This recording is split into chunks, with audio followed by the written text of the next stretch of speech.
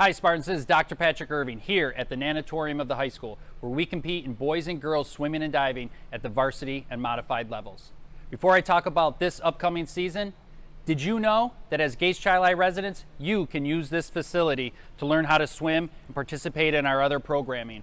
Go to gateschili.org/continuinged for more information about all the programs we offer here in our pool.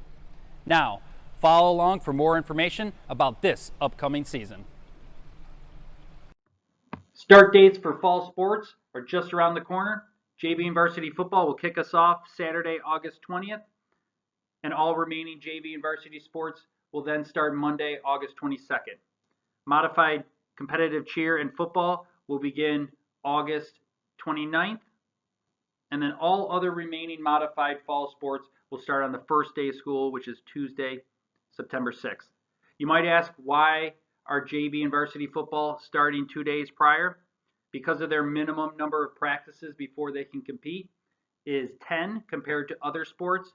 The state had them start 2 days earlier so they can have their minimum practices in before the first date of competitions. Here in the athletic department, we're very excited about the updates to the athletic handbook. The new athletic handbook was added to Family ID. So when families register their student athlete for our athletic programs, they are adhering to and signing off on what is in our athletic handbook. I encourage families and student athletes to read through this. The link is below. But some of the updates in here that you'll notice, we've added unified sports to our athletic program structure. You'll also see new language of student athlete and family expectations. We've also highlighted our newest program, dual sport participation. We piloted it just this last spring. We had 4 student athletes participate in it, and it was a huge success. You also see new information about NCAA eligibility and our campaign to get information out to families and student athletes about what it means to be an NCAA student athlete, the process to be eligible, and the coursework that needs to be completed before graduation. You'll also find important links for game schedules and streaming. And we're also looking for students to be part of our Spartacus squad. This is the group of students that work with the athletic office to serve as Spartacus at school games and other large events. If you're interested, please reach out to the athletic office for more information. Other information includes social media expectations, our online store, state resources, and Section 5, and then an update campus map where all of our locations and games will be held.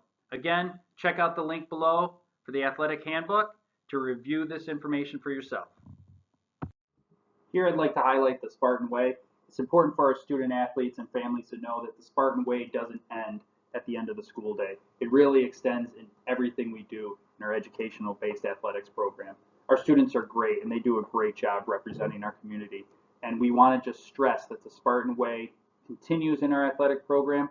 We expect our student athletes to represent themselves, their families, and their school district in the way that they have always done. And we just want to highlight that and reinforce this language that is in our athletic handbook and that families agree to when they sign up their child. Next, we have our grade checks for student athletes. All student athletes will participate in multiple grade checks during their season. Our data shows that student athletes perform better academically while engaged in their sport and other extracurricular activities. It's important to note that while students are in season, if at any point they enter the probationary or ineligibility list, they are still expected to attend all practices and competitions. Only when they are academically ineligible are they disallowed from participating on their athletic team. However, our coaching staff and the athletic department work to support students through their academics so that they are not removed from the team, but they remain part of it and return as soon as they are academically eligible. I'd like to introduce Casey Harper, our athletic trainer, to everybody. Casey comes to us through the University of Rochester. She's been with us for 5 years now.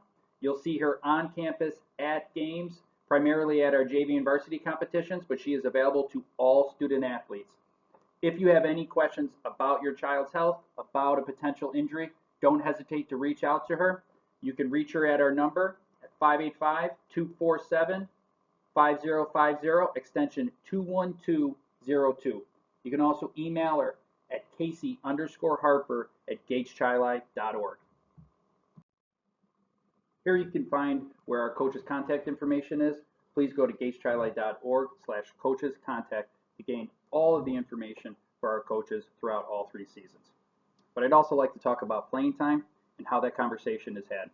We advocate for our student athletes to have continued conversation with our coaching staff about their role in any program that they participate in.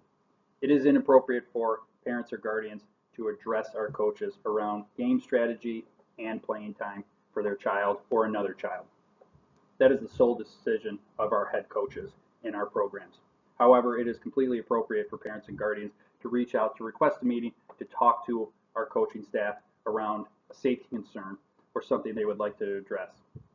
We also ask that parents and guardians please respect the 24-hour rule. Allow 24 hours after a game to communicate with a coach.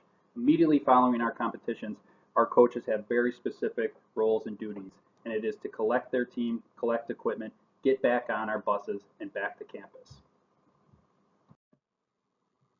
Our policy requires that all student athletes travel to and from competitions with their team on a school bus. However, we understand that emergencies pop up and appointments need to be met. In order to meet those requests, we ask that families please request to take their child from a competition by emailing me at patrick_Irving@gatechili.org, as well as your head coach at least 2 days prior to make that request, so approvals can be met and sent out to all parties involved. The Gates Chili Sports Booster Club plays a vital role in our athletic department. We are constantly looking for parents, guardians, families, friends, and community members to help support our athletic department through the Booster Club. If you're interested in volunteering your time and helping support our student athletes and programs, please email gcsportsbc@gmail.com for more information and get involved today.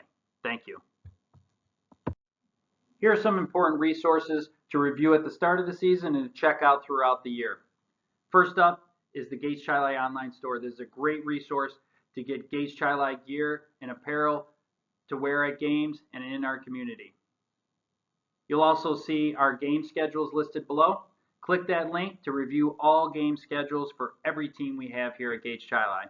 Next is our coach's contact information. Check out coach's contact email if you have any questions at any time. Next is the athletic handbook that we reviewed earlier. Use this link to get back into that information. And then finally below you'll see the Gates Chili Spartans athletic Twitter handle, which is GCSD Spartans. Posted there are photos and information and news about the athletic department and our student athlete. Next you'll see my personal professional Twitter handle at Patrick P. Irving. There you'll find similar information about all the great things that our student athletes and coaches are doing throughout the year. Hey Spartans, thanks so much for following along in this video. Remember, everything we covered here today is available at gatechili.org/athletics. Looking forward to the start of the season, and go Spartans.